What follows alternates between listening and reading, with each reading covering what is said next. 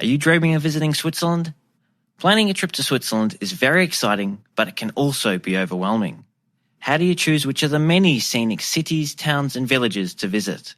Which mountaintop excursions should you take? And what's the best way to get around Switzerland?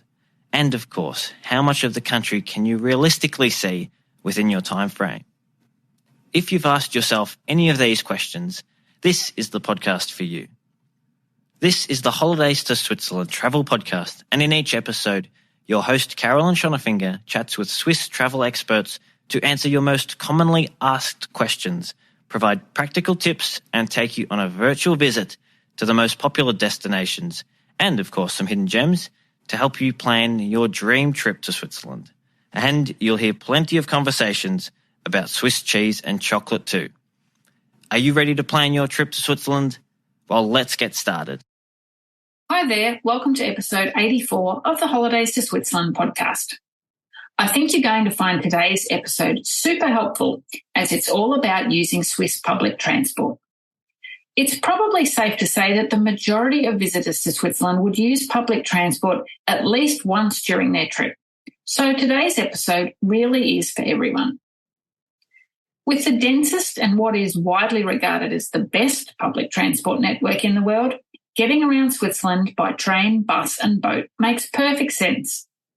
But if you're not a regular public transport user, the idea of hopping on and off trains in a foreign country and understanding how the public transport system works can be a bit intimidating. In this episode, Andy Neff joins me to share everything you need to know about travelling by public transport in Switzerland.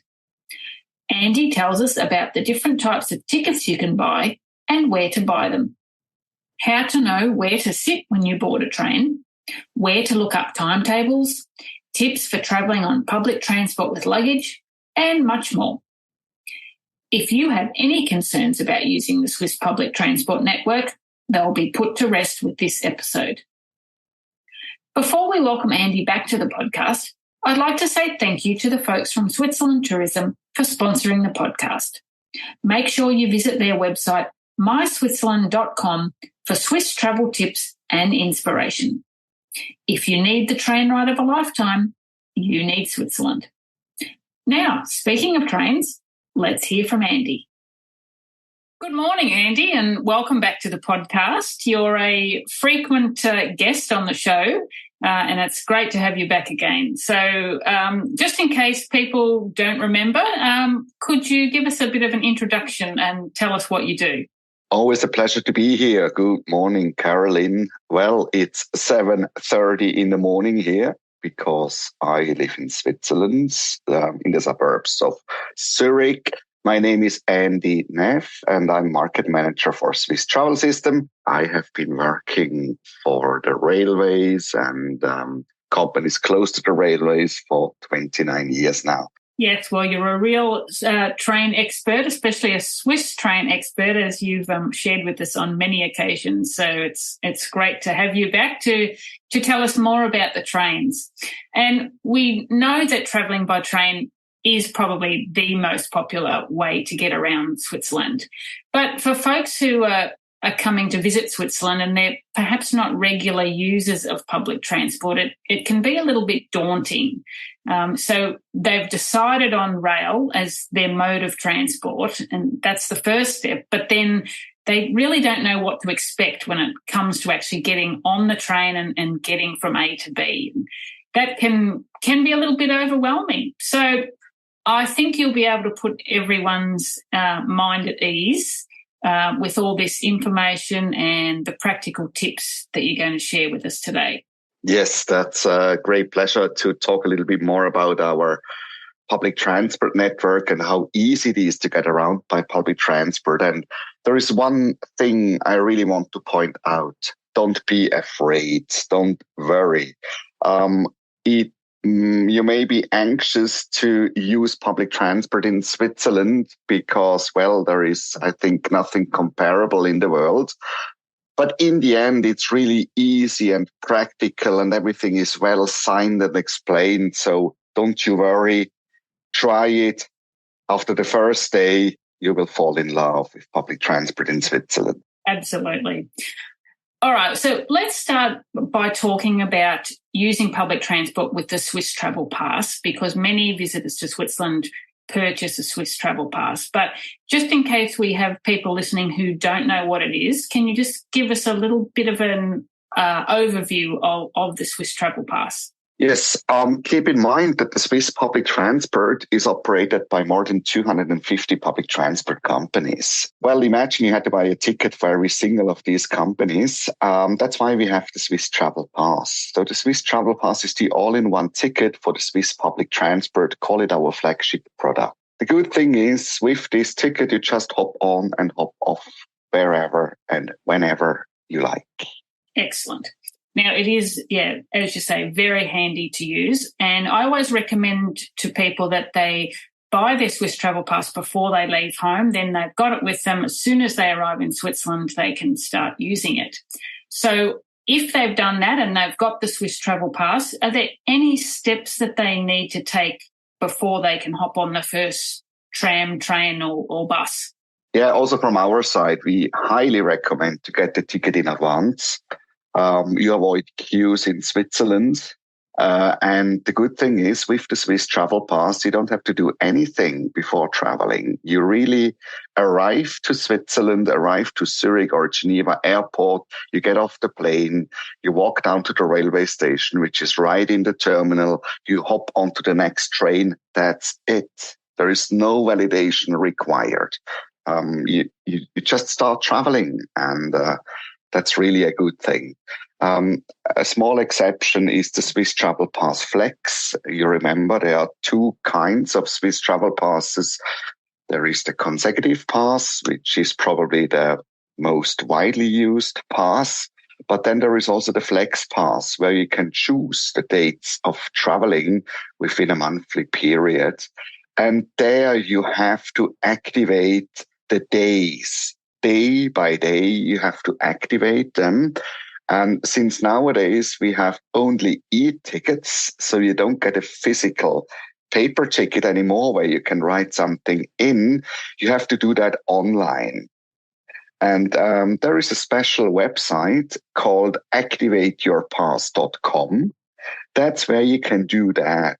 So whenever you decide to travel, maybe you have preset your itinerary in advance, so you know exactly on which days you are traveling. You can actually select all the travel days in advance.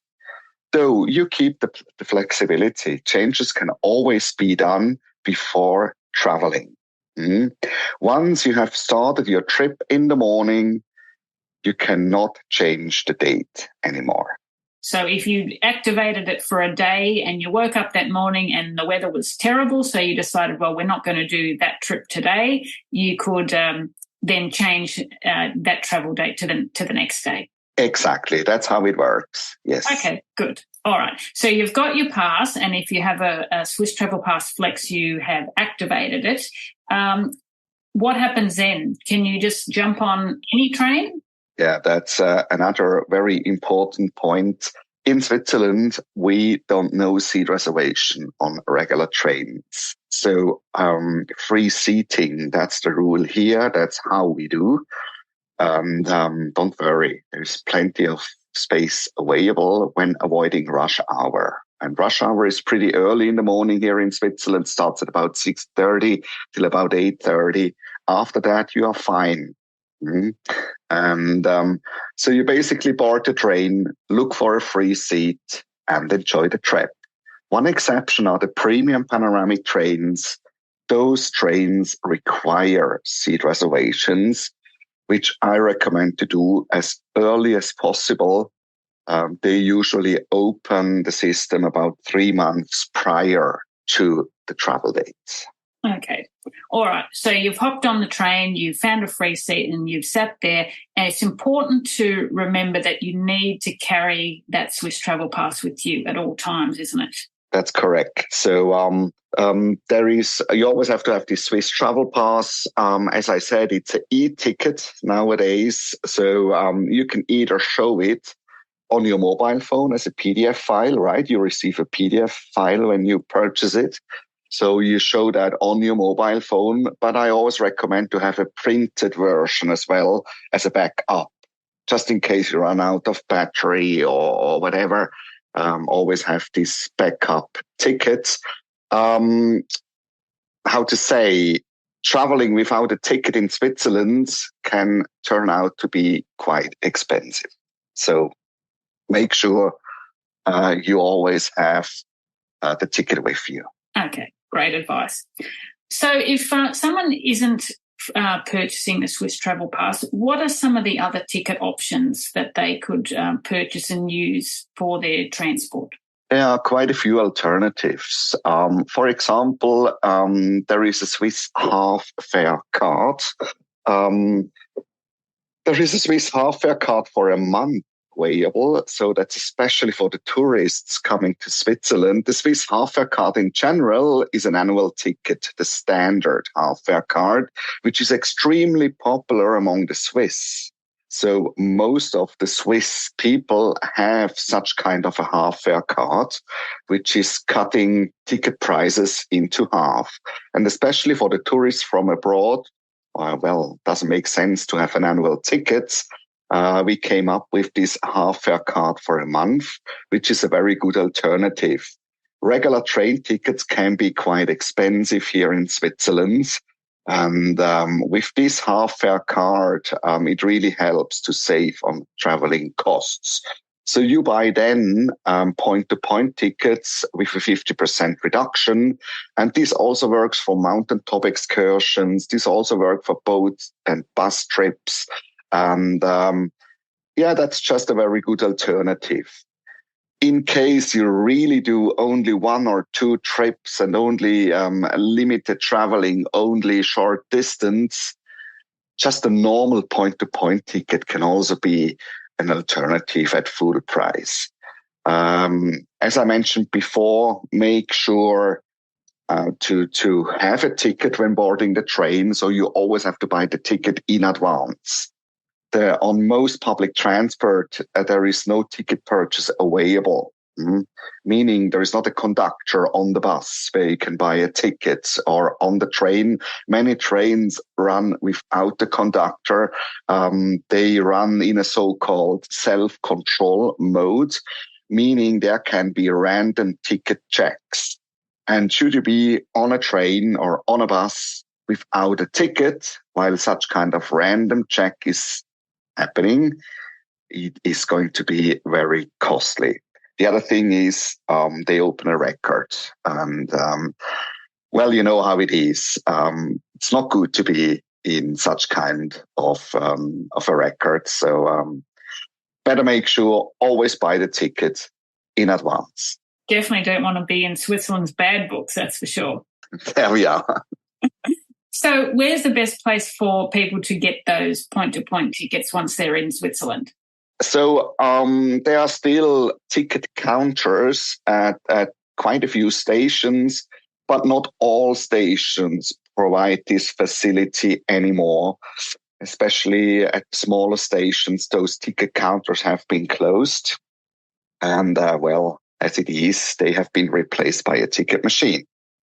That's how it works nowadays. And at the stations where you still have a manned ticket counter, of course, there are limited opening times. So they wouldn't be open 24/7. These would be like regular opening times of a shop. Maybe in a very big station like Zurich Airport, Zurich Main Station, the ticket counters would be open a little bit longer than usual. But as I said, the ticket machines are a very good alternative. And you find a ticket machine at every station. And these are, you have to imagine, these are touch point ticket machines. So basically, you can buy any ticket there. You can buy just short distance tickets. You can buy long distance tickets. What you could not do is buy a Swiss travel pass at the ticket machine. But point-to-point tickets, no problem at all. You can even select the 50% reduction for the half-fare card, etc. We should also mention that you can select English on those ticket machines. So there we are. Yes, if of course. people listening are thinking, how on earth am I going to navigate a ticket machine if it's in German or French or Italian? Well, you don't have to, because you can select English or many other languages to go through the process of buying your ticket. Correct. So it's really explaining how it works. You select English, you follow the steps, and in the end, you have your ticket. That's how it works. But in my opinion, the most effective way to buy tickets is the SBB mobile app. That's really a very useful thing.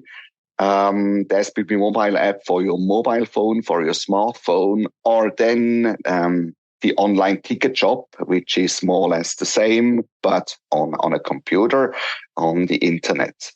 And especially SBB mobile device is very useful, not only for buying tickets, but also for checking timetables. And I think you have used this app quite a few times when you have been traveling in Switzerland, right? It's so helpful. I think it really is the most useful tool that anyone who's visiting Switzerland can have, because I just love how you can, as you said, look up the timetables. It even tells you which platform the trains depart from and arrive at. And that's so handy if you're having to change trains en route between your destinations.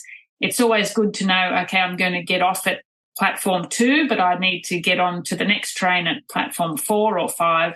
Knowing that in advance is really useful. Absolutely. And the good thing is it's all real time. So that means delays, well, should they ever happen in Switzerland? Really? No kidding. No, there are delays, of course. And changes of tracks are always shown. So this is really helpful.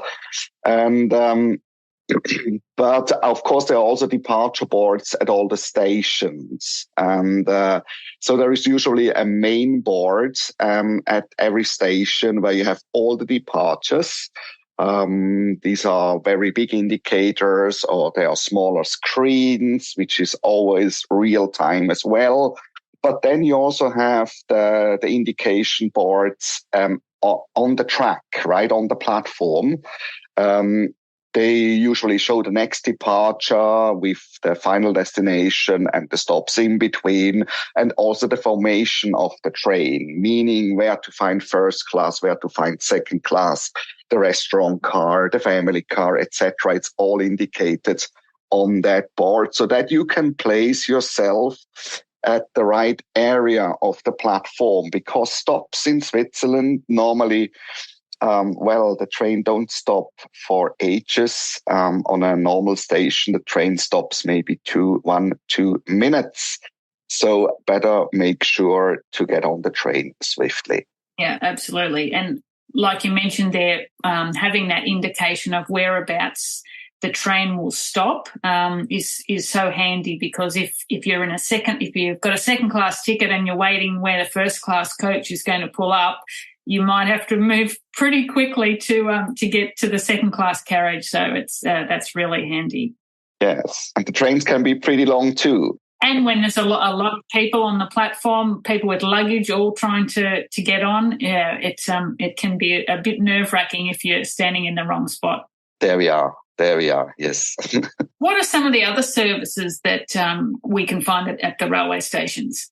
Another service which I personally find very useful are the lockers. You find lockers at all major stations. You still have the rather old-fashioned ones with a key, or you have the very new ones with a small terminal where you just get a receipt with a code. But that's really useful. So for a few Swiss francs, you can get rid of your luggage while exploring a city or doing some sightseeing or whatever. But of course, that's quite unique here in Switzerland. You can also ship your luggage to the next destination. Just be aware of the delivery times. So When you ship the luggage standard shipping, that means you send it today and you will receive it the day after tomorrow. Can be useful even for tourists if you want to send one suitcase ahead for the, second part of your holidays or whatever. But there is also an express version, which works only between a selected, some selected destinations in Switzerland. That's the more touristy destinations, where you get it on the same day when sending it in the early morning.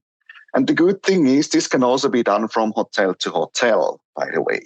So you can leave your luggage at the reception in the morning. Well, of course, you have to book it in advance, but you can leave it at the reception in the morning and you will receive it in the evening in the new hotel.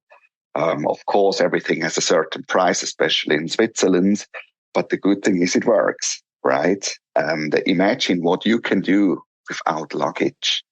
I mean, in Switzerland, distances are not long. So you don't travel for hours.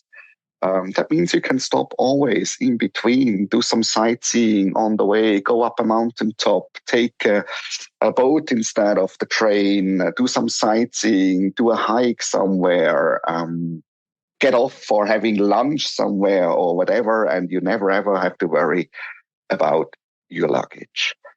But another service I even make use personally is the money exchange. So the SBB ticket counters, but also ticket counters of many of the private railway companies here in Switzerland provide money exchange service at very good rates and with quite low commissions.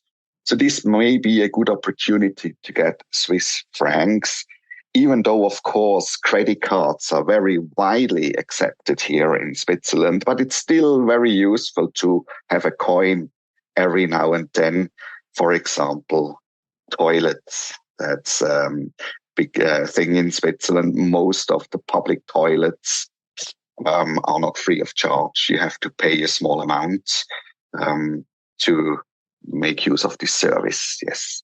All right. So getting back to luggage, we've talked about the lockers at the stations and that you can ship your luggage on to the next destination. But if you've decided that you're going to take your luggage with you, is there much space on the trains to actually store all your luggage?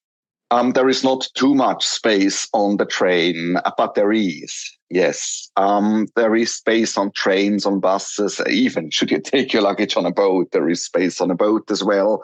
There is a luggage rack close to the entrance, of course. But there is also, and that's what many people don't realize, there is space under and between the seats. So you can easily push your suitcase under the seat, or there is a kind of space available between the seats where luggage fits in. Of course, if you're traveling with your 2-bedroom flat, that doesn't work. I mean, I always see people with huge suitcases. And this can really be a challenge if you bring your super big suitcase with you. So please try to have maybe a medium-sized suitcase. Always good to have a trolley, so a suitcase on wheel. Always remember there is no porter service here in Switzerland. So you have to take care of your luggage. You have to bring the luggage from one train to the other. You have to bring the luggage to the platform. However, there is always a ramp or an elevator or an escalator. There is always a step-free access to the platform. So a suitcase with wheels works perfectly. Really, that's not a big thing. So try to have a medium-sized suitcase with wheels, maybe have a small backpack as your hand luggage, and then you are fine. Also for changing from one train to the other, remember connections can be short. This can be a few minutes. to change from one train to the other. So with medium-sized suitcase and a backpack, you are just fine, and this can be easily stored away on the train. Absolutely. Definitely only bring what you can easily manage.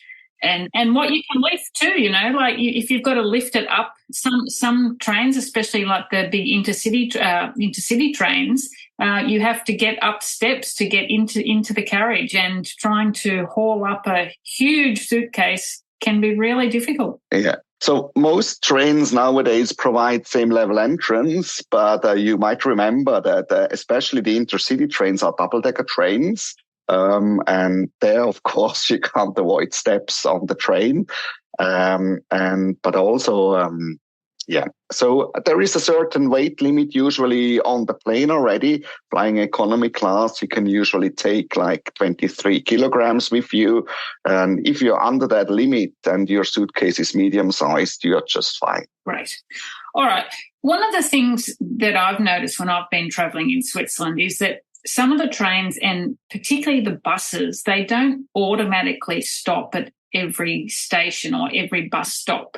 So how do you make sure that you'll be able to get off where you want to get off? That's a very good point, yes. Too bad when you want to get off, but the bus is just moving on, yeah. So most buses and even some trains, these are more the regional trains, so the local trains, they run a so-called stop on a request mode, meaning you need to press the stop button in time to make the driver aware that he needs to stop at the next bus stop or station. And nowadays, there is a passenger information system in most trains and even on the buses. So a monitor showing the next stops approaching. So this really helps you to know when to stop. Your stop is approaching and when to press the stop button. I remember when I was younger and traveling on a bus, you always had to rely on the bus driver announcing stops, and depending on the language and the quality of the speaker, etc., it was really kind of a lottery to press the stop button at the right moment. But these times are over. Because even with the SBB mobile app, you can follow your journey live. So that means you always know where you are and when your next stop is approaching. And that's really useful. I've used that numerous times, particularly when I've been going to places that I haven't visited before. And I'm not sure on the bus how many stops it is until I've got to get off. Following along on the app, seeing exactly which station I'm at is really useful. Totally agree on that. Still useful for me, by the way, sometimes. Yes. Well, that's good to know. Now, before we finish, there are a couple of other things that I'd just like you to clarify about the Swiss Travel Pass, because these are questions that I get asked a lot. Both in the Facebook group, and people send in emails asking these questions all the time. So if they've got the Swiss Travel Pass, we know that includes travel on buses and boats as well as the trains. But people often ask, do they need to exchange the Swiss Travel Pass for another ticket before boarding? And I mean, we've covered this with regards to trains, but what about with the buses and the boats? Yeah, that's an important point. I observe people showing the Swiss Travel Pass to the bus driver quite often, and that's not necessary. Your Swiss Travel Pass is your ticket. It's on your mobile phone. It's your e-ticket, and you only need to show it on request. So when you change from the train to a bus, you just get on the bus through any door. You don't have to use the front door. You can also use the back, one of the other doors, and you just sit down, and there might be a random check. There are still a few, probably smaller bus lines where you need to show it to the bus driver. But you will notice.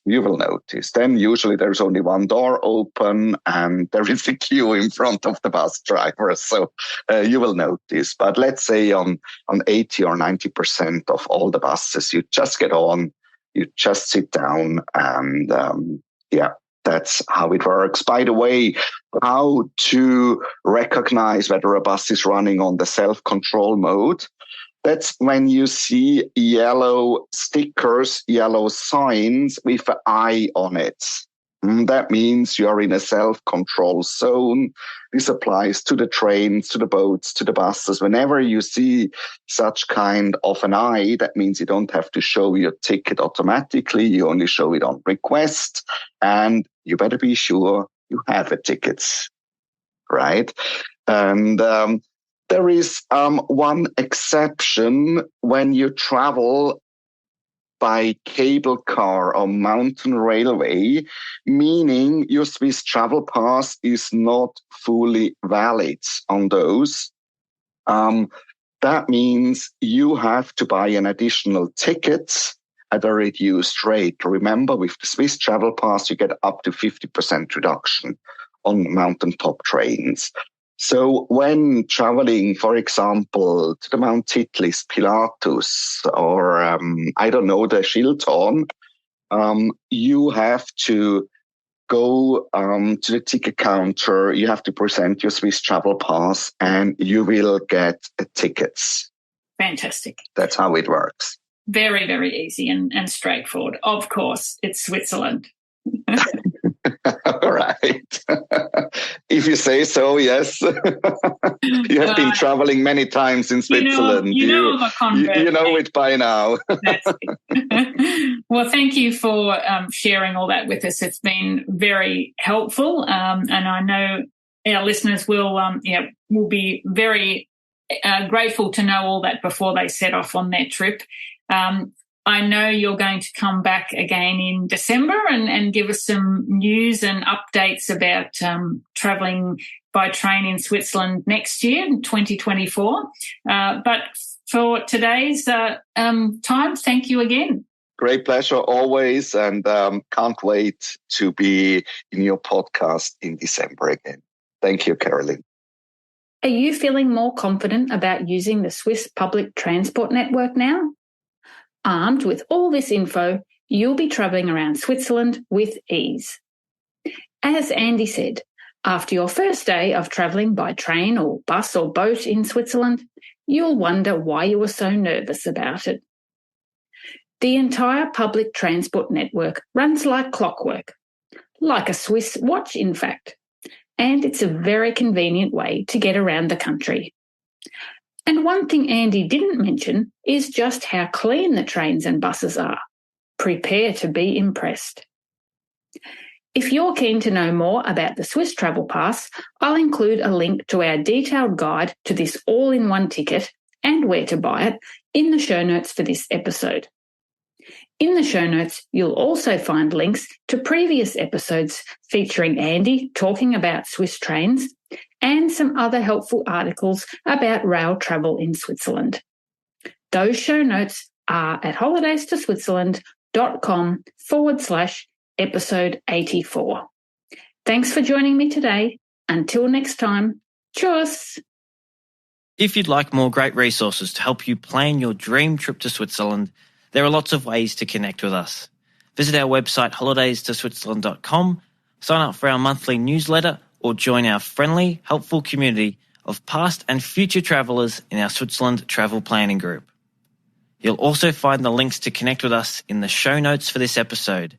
Show notes and a list of all previous episodes are available at holidaystoswitzerland.com/podcast. Don't miss out on your fortnightly dose of Swiss travel inspo.